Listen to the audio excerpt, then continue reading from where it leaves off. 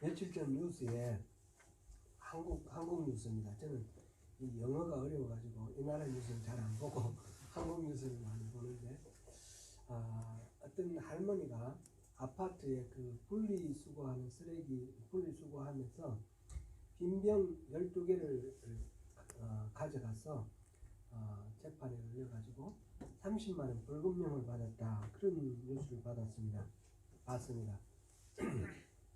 이 빈병은 돌려주면 받을 수 있는 이 병값, 이제 뭐 예를 들어 소주인데 소주값 외에 병에 보증금을 받는 거예요. 그래서 가게에 가면 그 보증금을 돌려주게 돼 있는데 그게 100원에서 130원 된다고 그래요. 그럼 12개면 얼마입니까? 1200원 뭐 내지 한 1500원 정도 될 수 있을 것 같아요. 그걸 훔쳐갔기 때문에 금품을 훔친 그런 죄라 해서 벌금 30만 원, 정식 재판을 받아가지고 벌금 30만 원을 받았습니다. 이 일을 선고하는 판사의 마음은 어떤 마음일까 잘 모르겠습니다. 돈으로 따지면 1200원, 1500원 정도 되는데 죄가 아니다 할 수도 없고, 또 죄라고 하여 또 벌을 주려니까 또 어떻게 줘야 될지 모르겠고, 뭐 좀 고민은 했을 것 같은데 심하게 많이 한 것 같지는 않고요. 재판은 참 어렵다, 그런 생각을 합니다. 성경에서도 재판은 공정해야 된다, 이런 말이 참 많이 나옵니다. 특별히 예언서에서 그런 재판의 공정함에 대해서 많이 나오는데, 이제 성문 앞에서 많은 사람들이 모인 곳에서 재판을 하고 기울지 않도록 그렇게 하라, 그런 말씀들이 많이 나오는데, 하나님은 모든 걸 다 아시겠지만 사람은 뭐 잘 모를 거 아니에요. 죄를 지은 사람은 가능하면 감추려고 할 것이고, 죄인을 잡아가지고 고소하는 사람의 입장에서는 그 죄를 좀 강화해서 이렇게 말을 할 거고, 그런 가운데서 이 오차가 없이 참되게 그렇게 판결하는 것은 참 쉽지 않겠다, 그런 생각이 납니다. 제가 어릴 때에 우리 장래희망 이런 거 보면요, 그 생활기록부 있잖아요. 초등학교 때부터 초등학교, 중학교, 고등학교 생활기록부 보면 장래희망이 이제 법관 이렇게 돼 있어요. 왜 그렇게 법관이 됐냐면, 우리 아버지가 일제 말기에 그때 이제 반장을 이제 동네 반장, 시골에 마을 동네에 반장을 하셨는데, 그때 이제 군수품 조달하기 위해서 집에 있는 모든 제기, 놋그릇 이런 거 다 공출을 해가지고 빼앗아 갔어요.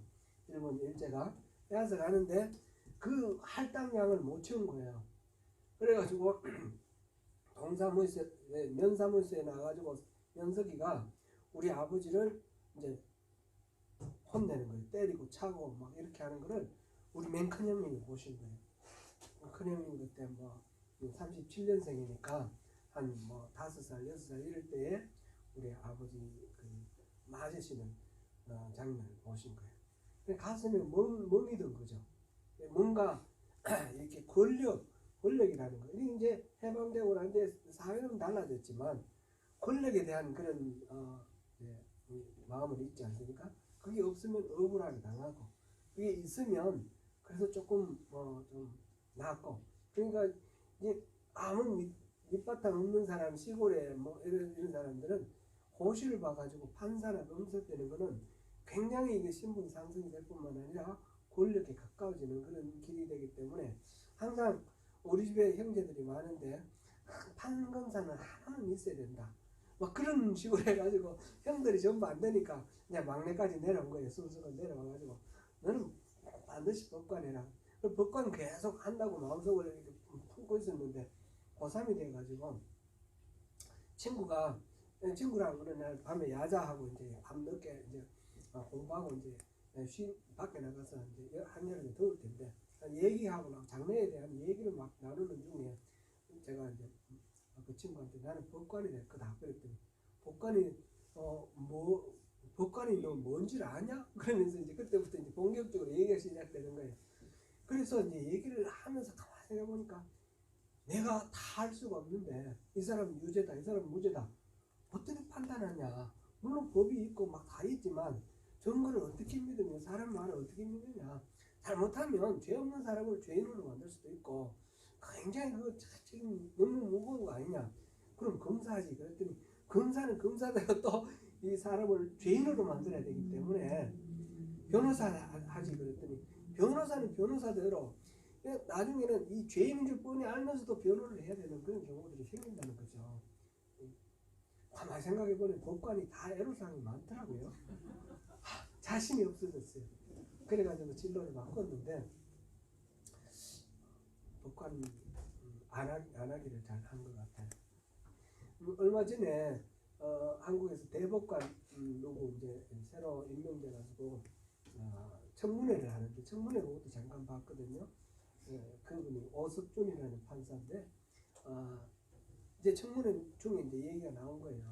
이분이 옛날에 판결한 내용 중에 버스 운전사가 이 요금을 받아가지고 400원씩 2번 이거를 횡령을 한 거예요.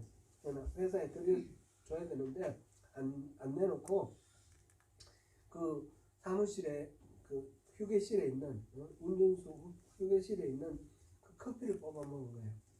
그래서 800원을 횡령했다 해서 회사에서 해고를 시켰어요.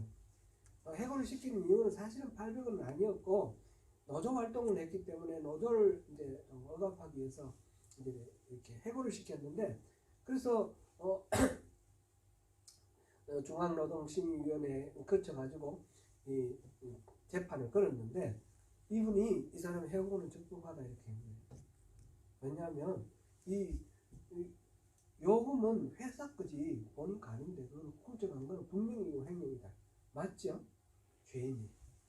근데 이 사람이 이 판사가 어떤 검사가 향응을 받았는데 변호사로부터 향응을 받았는데 그 뭐 여러 사람이 먹어가지고 880만 원인가 되는데 나누기 해가지고 85만 원 이렇게 돼가지고 말하자면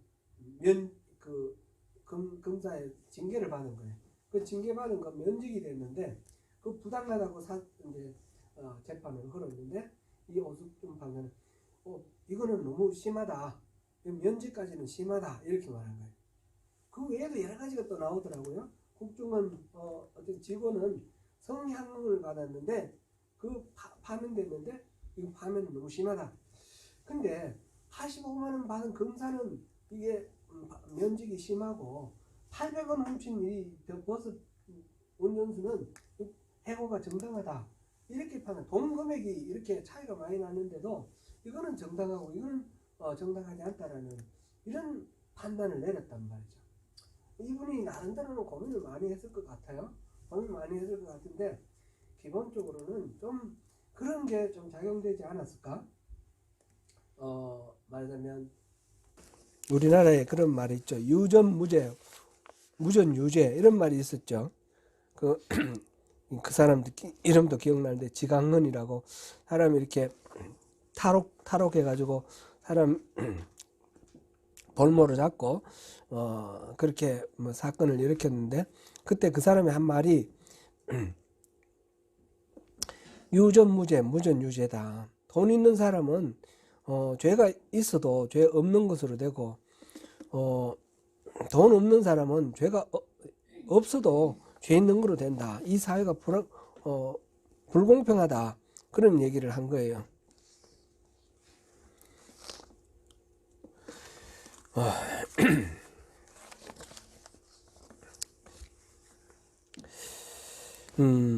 어쨌거나 성경에서 계속 강조하는 것은 공정한 재판, 치우치지 않는 재판. 가난하다고 무조건 봐줘서도 안 되고 부자라고 무조건 권력 있다고 무조건 봐줘서도 안 되고 아주 공정한 재판을 해야 된다. 이런 게 많이 강조되는데 이거는 우리 사회에서도 그런 게 많이 요구가 되는 것 같아요. 오늘 예수님이 재판을 받으시는데 오늘 그 지난주에는 우리 체포되는 장면 봤고요. 오늘 재판 받으시는 장면인데 함께 살펴보시겠습니다. 예수님이 체포되신 후에 대제사장 가야바의 집으로 끌려가게 되었습니다. 요한복음 18장에 보면 가야바의 장인인 안나스의 집에 끌려갔다 이렇게 되어 있습니다. 한번 18장 12절 13절 한번 볼까요? 시작. 이에 군대와 천부장과 유대인의 아래 사람들이 예수를 잡아 결박하여 먼저 안나스에게로 끌고 가니 안나스는 그의 대제사장인 가야바의 장인이라.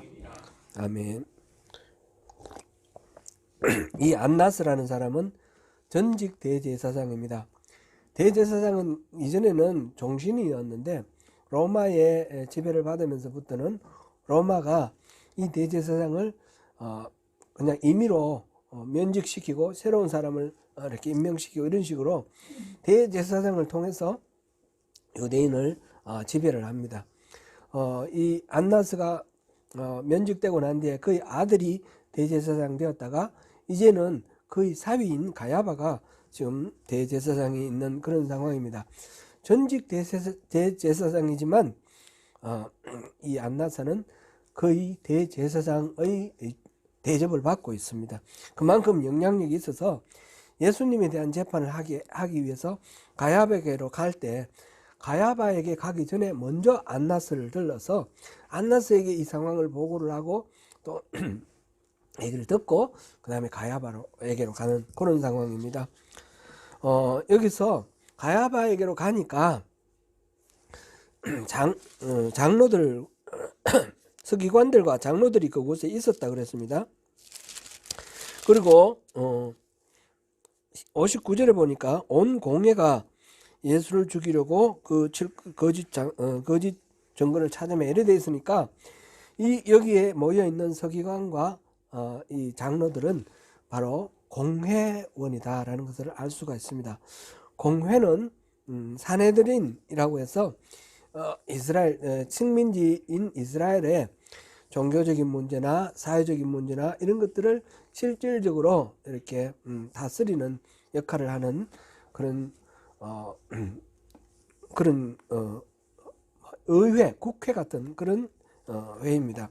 그곳에서 재판도 했습니다. 어떤 이단에서 제가 저걸 보니까 이단에서 막 교회를 공격을 하는데 그 중에 하나가 이런 게 있더라고요. 공회는 예수님을 잡아 죽인 그런 곳인데 어떻게 사도신경에서 거룩한 공회와 그 다음에 이렇게 성도들과 이렇게 믿습니다. 그래서 믿는다 그러잖아요. 그 공회를 믿을 수 있냐? 네, 그런데 그 공회는 다른 겁니다. 그 공회는 공교회의 줄임말이고 Universal Church, Catholic Church 이렇게도 말하는데 그리고 이 교회 저 교회 개교회를 통틀어서 전체적으로 하나의 같은 믿음을 가진 그런 조직으로 공교회다 이렇게 말하는 겁니다. 말하자면 지역적 교회, 우주적 교회 이렇게 말할 때 우주적 교회 여기에 해당되는 거겠죠. 그런 공교회, 공식적인 그런 교회를 믿는 것입니다. 우리는. 그런데 여기서 지금 나오는 이 교회는 산헤드린이라는 것입니다.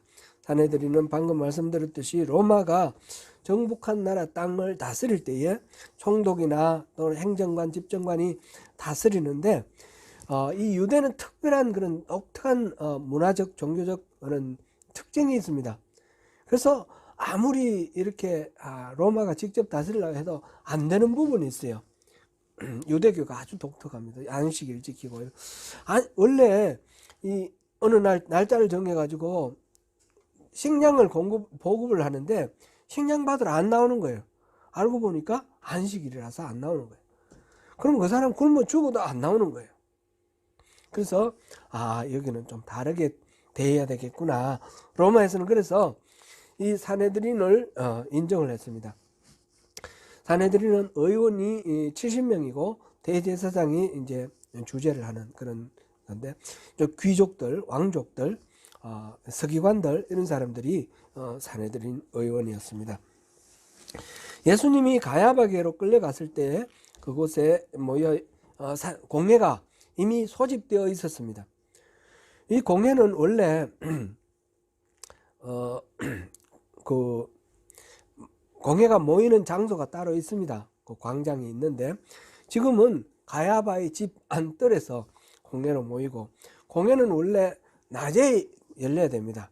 그런데 한밤중에, 지금 시간적으로 어느 정도 됐을지 모르겠는데 한 12시나 1시나 이쯤 됐을 겁니다. 예수님이 겟세마네 마지막 만찬 하시고 겟세마네 스키도 하시고 그 다음에 거기서 잡혀서 끌려왔으니까 그 한밤중에 사람들을 다 소집해 가지고 공회를 열어서 재판을 하는 것입니다.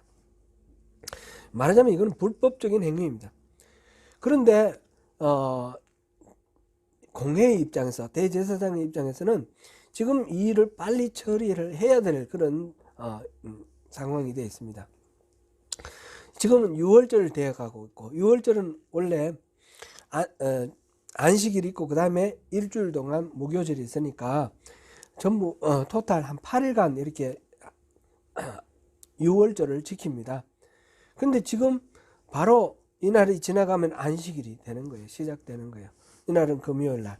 금요일날 저녁부터 안식일이 시작되는 겁니다. 근데 원래는 그래서 이 명절은 피하자 그랬는데 유다가 와서 또 팔고 이러면서 상황이 바뀌어서 예수를 잡아 죽이자 이렇게 결의가 된 거죠. 그래서 잡아왔는데 빨리 가능하면 여기서 빨리 결론을 내려가지고 또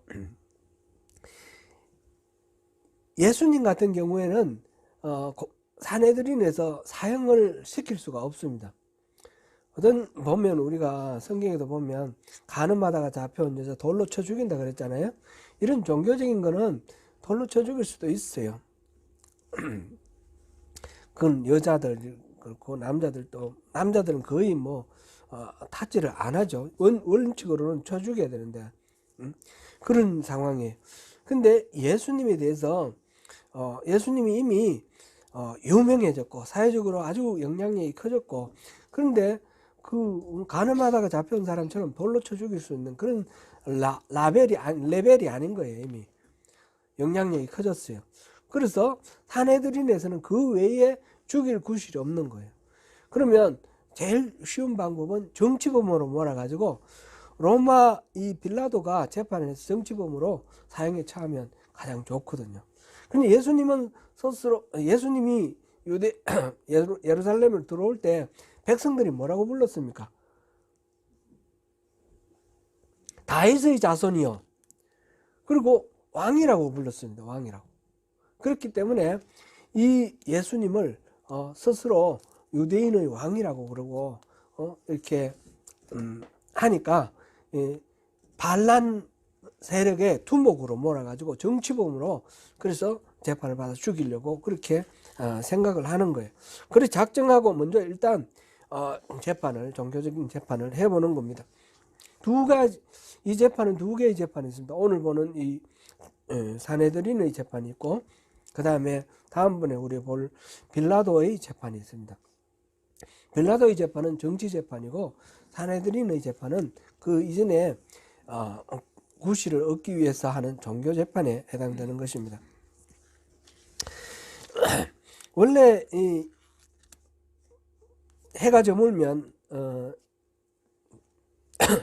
밤에는 이런 재판도 할 수 없고 회의도 할 수 없는데도 불구하고 이렇게 급하게 해서 빨리 이 6월절 오기 전에, 안식일 전에 모든 것을 하려고 이렇게 해 나가는데, 그러려면 이제 증거들이 많이 있어야 되지 않습니까? 예수님을 이제 유죄로 하기 위해서 정인을 여러 사람을 불러 모았는데 그 자리에서 여러 사람이 뭐를 말을 하는데 하나도 법적으로 문제가 될 것이 없었습니다. 그래서 보니까 60절에 거짓 증인이 많이 왔으나 얻지 못하더니 이랬습니다. 그래서 후에 두 사람이 와서, 그 다음에 두 사람이 와가지고 이제 그거를 죄를 고하는데 예수님을 죽이려고 결심을 한 이유는 무엇일까요? 지금 이렇게까지 해서 예수님을 죽이려고 한 이유는 근본적으로 이 대제사장과 산헤드린의 입장에서는 예수님은 지금 반란을 일으켜서 독립을 하려는 사람은 아닌 줄은 보였어요.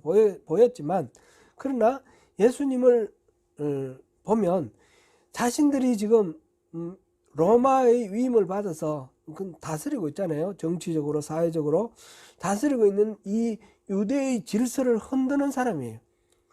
예수님은 안식일 날 병자를 고치면 안 되는데 병자를 고치고, 또 성전에 들어와서 장사하는 사람 다 내쫓고 상을 둘러엎고 내 아버지의 기도하는 집이에요. 장사의 도적의 소굴로 만들었다 이러면서 하니까 그들이 나름대로 만들어 놓은 이 사회의 질서를 흔드는 거지 않습니까? 어떻게든 이걸 사회를 안정화시켜야 되겠다 이런 생각을 하는 것입니다. 예수님이 보여주시는 여러 가지 능력 같은 거 보면 굉장히 부러운 것도 많고 시기, 질투, 의심이 일어나는 그런 것도 많습니다. 예수님이 이렇게 인기를 모으고 사람들이 막 그리로 몰려가니까 이 대제사장을 중심으로 한 이 산헤드린 이 지배층의 입장에서는 이러다가는 모든 민중들이 예수님을 따르면 큰일 나겠다 이런 정치적인 위협도 느끼는 것입니다. 그런데 그런 시기와 질투 이런 것들이 예수님을 죽일 만한 그런 구실은 안 되지 않습니까? 죄의 증거를 여러 사람이 들어댔지만 죄목은 없었습니다. 그래서 끝으로 두 사람이 와서 한 얘기가 61절, 오늘 본문 61절입니다. 같이 읽어봅니다. 이르되 이 사람의 말이 내가 하나님의 성전을 헐고 사흘 동안에 지을 수 있다 하더라 하니 이 말은 위증입니다. 위증. 거짓으로 증거한 겁니다. 그렇죠? 이 말씀과 관련된 대목은 요한복음 2장 19절에서 21절에 나오는데 같이 한번 읽어보겠습니다. 시작. 예수께서 대답하여 이르시되 너희가 이 성전을 헐라 내가 사흘 동안에 일으키리라. 유대인들이 이르되 이 성전은 46년 동안에 지었거늘 내가 3일 동안에 일으키겠느냐 하더라. 그러나 예수는 성전된 자기 육체를 가리켜 말씀하신 것이라. 예수님이 성전에 들어가서 성전에 장사하는 사람들을 내쫓고 상을 다 뒤엎은 성전 청소 사건이 있었는데 요한복음에서는 앞쪽에 나와 있습니다. 거기에서 사람들이 물어봅니다.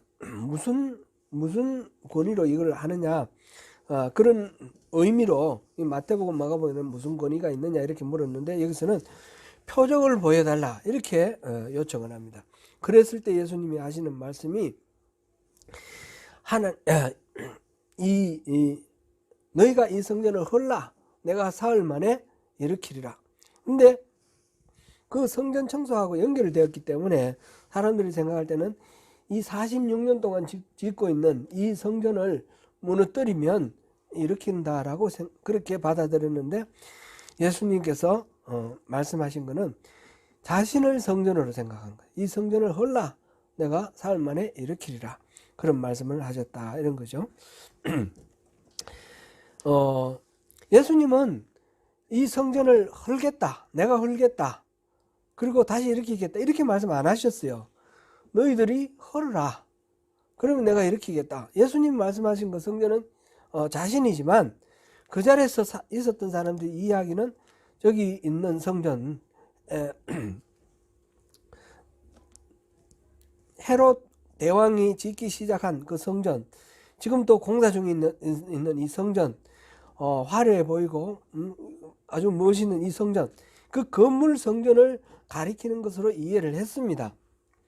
그 내포된 의미는 그들에게 밝히지 않았으니까 모른다 하더라도 예수님은 스스로 성전을 헐겠다고 말씀하신 적은 없습니다.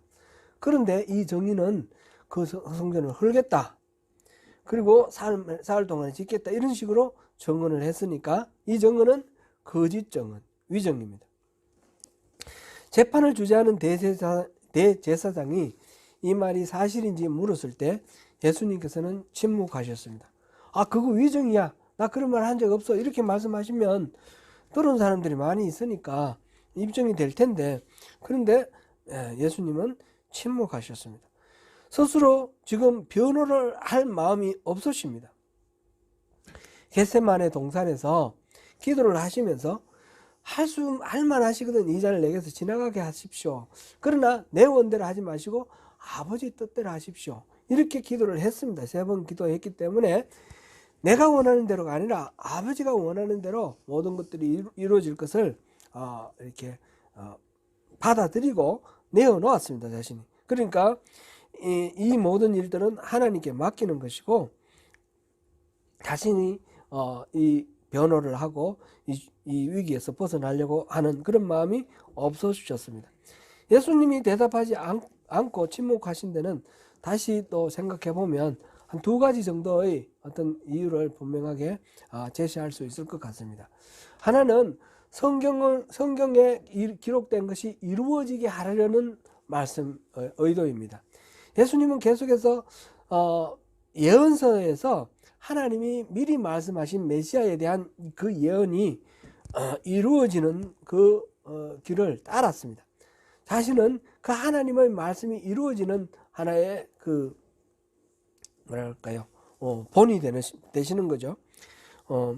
이사야서 42장 1절에서 3절인데 여기서 보면 메시아가 일체 큰 소리를 내지 않는다라고 말씀하셨습니다. 한번 읽어보겠습니다. 시작. 내가 붙드는 나의 종 내 마음에 기뻐하는 자 곧 내가 택한 사람을 보라. 내가 나의 영을 그에게 주었은즉 그가 이방의 정의를 베풀리라. 그는 외치지 아니하며 목소리를 높이지 아니하며 그 소리를 거리에 들리게 하지 아니하며 상한 갈대를 꺾지 아니하며 진실로 정의를 시행할 것이며. 예수님께서 지금 이 말씀을 이루려 하신 것입니다. 여기서 목소리를 높이지 않고 소리를 거리에 들리지 않게 한다는 말씀은 예수님이 복음을 전하기 위해서 설교도 하셨고 선포도 하셨는데 그런 거를 부정하는 말이 아니라 그 뒤에 이어지는 말씀과 연관이 있습니다. 상한 갈대를 꺾지 않고 꺼져가는 등불을 끄지 않기 위해서 약한 자로서 이 재판에 임하게 하시려는 그런 하나님의 의도입니다. 하나님이 보내시는 이 종은 절대로 스스로를 변호하기 위해서 소리치지 않는다는 것입니다. 약한 자를 대신하시기 위해서 스스로 낮아지시려는, 그래서 죄를 뒤집어 써야 되는 그런 자리에 지금 서시는 것입니다. 양은 털을 깎을 때 울지 않는다고 하죠. 근데 양을 제물로 바칠 때도 울지 않는다고 합니다. 제가 이제 성막 세미나, 그 강문호 목사님 하시는 성막 세미나 갔는데 그곳에서 매번 할 수 없으니까 한번 한 거를 이렇게 비디오로 보여주시더라고요. 근데 그 양이 너무너무 애절하게 울어요. 그래서 오늘 이 말씀 전할 때 양은 제물로 바쳐질 때도 울지 않는다 이렇게 말할 수는 없어요. 그래서 제가 보니까 울더라고요. 너무 애절하게 울어가지고 눈물이 날 정도였는데 지금 이사야가 말하는 것은 그렇게 저항하지 않는 메시아입니다. 잡히실 때도 그랬지 않습니까? 잡히실 때도 예수님을 찾으러 왔는데 찾는 사람이 뭐 이렇게 얘기를 할 때 내가 그니라, 예수님이 내가 바로 예수다 이렇게 말씀하셨어요. 그랬더니 그 소리를 듣고 사람들이 벌렁 나자빠졌어요. 왜 그렇습니까? 예수님은 내가 나다 이 말은 굉장한 파워 있는 말씀이에요. 하나님이 시내 산에서 모세를 만났을 때 그때 하신 말씀이 내가 나다라는 거예요. 그래서 성경에서 요한복음에서는 내가 생명의 떡이니, 내가 이렇게 스스로를 묘사하는 그런 것이 7번이 나오는데 그 내가 무엇이다 이 말씀이 다 그 하나님의 말씀 하시는 그 방식으로 말씀을 하신 거예요. 그래서 지금 그 잡으러 온 사람에게 내가 너희들 찾는 그다 예수다 이렇게 얘기하니까 그 말씀의 파워에 넘어지는 거예요. 얼마만큼 예수님이 초월적인 능력을 가졌는지 우리가 알 수 있겠습니다. 그런데 누가 잡으러 오겠습니까? 그런데 거기다가 베드로가 칼로 들고 나가 말고의 귀를 잘랐지 않습니까? 근데 예수님은 그 귀를 돌아붙여 주시고 잡히셨습니다. 아주 맥없이 양처럼. 그리고는 내가 12군령의 천사를 불러올 수 없겠느냐 하나님 아버지께 말씀드리면, 그러나 그렇게 하면 성경이 어떻게 이루어지겠느냐. 그리고 잡혀주신 겁니다. 그렇죠? 예수님이 잡혀주셨습니다. 지금 재판에서도 지금 침묵하는 이유는 죄가 있어서 인정하는 것이 아니라 죄가 없음이 분명함에도 말씀하지 적극적으로 저항하지 아니하시는 겁니다. 예수님이 스스로 변호를 하지 않으셨지만 그것으로 예수님에게 유죄를 선고하기는 부족했습니다. 성전을 헐었던 것도 아닙니다. 그 정은 한 사람이 그렇게 말했지만 성전을 헐려고 시도도 하지 않았습니다. 성전 붕괴, 미수죄 뭐 이런 것 해당 안 되는 거예요. 그러니까 예수님을 그것으로 가지고 얽으면서 유죄를 선고할 수는 없습니다. 그래서 직접 대제사장이 다른 사람 누구 기다렸는데 기소하는 사람도 없고 고소하는 사람도 없습니다. 그래서 직접 물어봅니다. 62절 63절 같이 한번 읽어보겠습니다. 시작. 대제사장이 일어서서 예수께 묻되 아무 대답도 없느냐? 이 사람들이 너를 치는 증거가 어떠하냐 하되 예수께서 침묵하시거늘 대제사장이 이르되 내가 너로 살아계신 하나님께 맹세하게 하노니 내가 하나님의 아들 그리스도인지 우리에게 말하라. 스스로 침묵하고 변하지 않으시니까 아주 단도직입적으로 아주 요점이 되는 그런 질문을 합니다. 무서운 질문입니다. 예수님에게 직접적으로 네가 하나님의 아들이냐? 이렇게 물어보시는 겁니다. 예수님은 사실상 하나님의 아들이라는 것을 공공연히 얘기를 하셨습니다. 아버지께서 말씀하지 아니하시면 나는 아무것도 행할 수 없다 그렇게 말씀하셨고, 나를 본 자는 아버지를 보았다 이렇게도 말씀하셨어요. 그러나 또 이렇게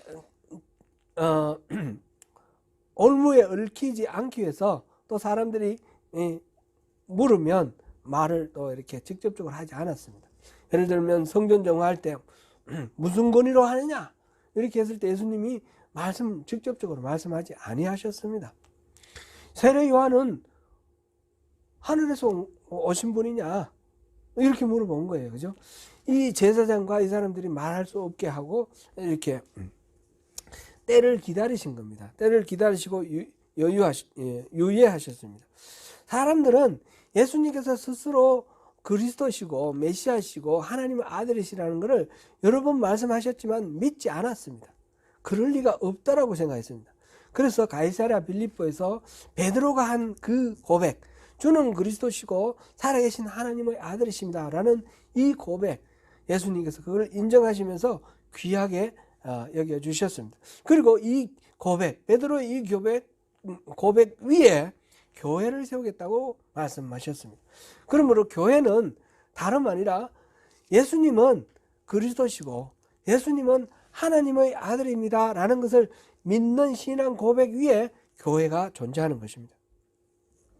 대제사장이 이 말을 물은 이유는 유대 지도자들이 예수님께 문제의식을 가진 그 핵심 요점이기 때문입니다. 예수님이 자신을 하나님의 아들이다, 자기를 봤을 때 하나님을 보는 것이다 라고 말하는 것은 유대인들이 받아들이기에는 이건 완전 신성모독입니다. 하나님을 모독하는 겁니다. 그런 말을 공공연히 하는 예수님이 눈에 가시 같았겠죠. 그래서 이 질문을 하신 겁니다. 여기에 대해서 예수님이 뭐라고 대답하셨는지 64절을 같이 보시겠습니다. 예수께서 이르시되 내가 말하였느니라. 그러나 내가 너희에게 이르노니 이후에 인자가 권능의 우편에 앉아 있는 것과 하늘 구름을 타고 오는 것을 너희가 보리라 하시니. 내가 말하였느니라 이 말은 예스라는 뜻입니다. 우리 요즘식으로 요즘 우리 젊은이들 하는 말씀으로 뭐라 그러니까 내 말이 이런 의미입니다. 지금 이 대제사장이 네가 하나님의 아들이냐? 내 말이 물론이지 이런 말씀이죠. 예수님은 피하지 아니하시고 긍정을 하셨습니다. 뿐만 아니라 더 그 말에 덧붙여서 다니엘 7장 13절에서 나오는 그 메시아가 오는 그 모습, 그거를 말씀하십니다. 인자가 권능의 우편에 앉아 있는 것과 하늘 구름을 타고 오는 것을 너희가 볼 것이다. 나는 그 다니엘서에서 나온 그 인자 메시아다. 그거를 다시 한번 분명하게 말씀을 하시는 것입니다. 이에 대제사장이 옷을 찢으면서 그가 신성모독하는 말을 하였다. 이 신성모독이다. 그러면서 소리를 쳤습니다. 그 자리에 모인 사내들인 공의원 의원들께 물어봅니다. 여러분들 생각 어떠냐? 그러니까 그 사람들이 이구동성으로 그는 사형에 처해야 됩니다. 사형에 합당합니다. 그렇게 얘기해서 그 자리에서 사형이 확정되었습니다.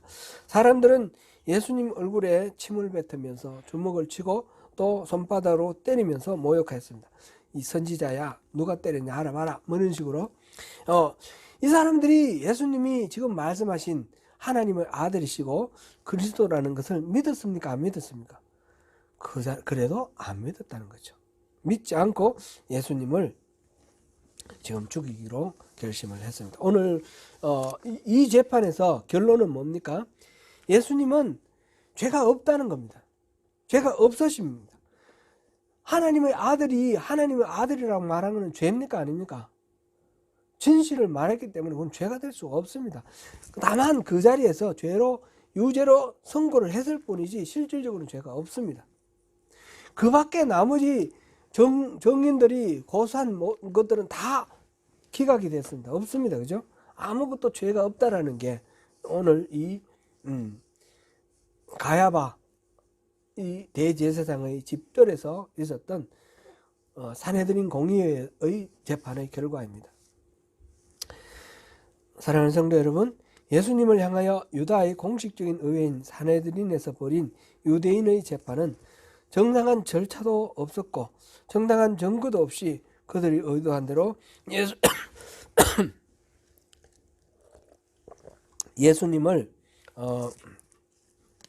가짜 선지자, 가짜 메시아, 하나님의 신성을 모독하는 사람으로 판단하고 유죄를 선고하였습니다. 실상은 예수님은 사람의 몸을 입고 오신 하나님 자신이었고 죄가 없으신 분이셨습니다. 그런데도 그가 죄를 면하려 하지 않고 잡히시고 재판을 받으시고 십자가를 지셨습니다. 이유는 무엇입니까? 단 한 가지. 무지한 그들을 포함해서 그리고 우리들을 포함해서 모든 죄인들을 구원하시기 위해서 그 속죄의 제물이 되기 위해서 그 죄를 덮어 쓰신 주의 사랑이 있었기 때문입니다. 그 덕분에 우리가 구원받고 하나님의 자녀가 되었습니다. 우리 주님을 더 깊이 알아가고 더 깊은 영성으로 주님과 교감하고 교제를 하는 가운데 주님과 하나가 되어서 주님의 은혜와 주님이 공급해 주시는 능력으로 승리하시는 저와 여러분 되시기를 축원합니다.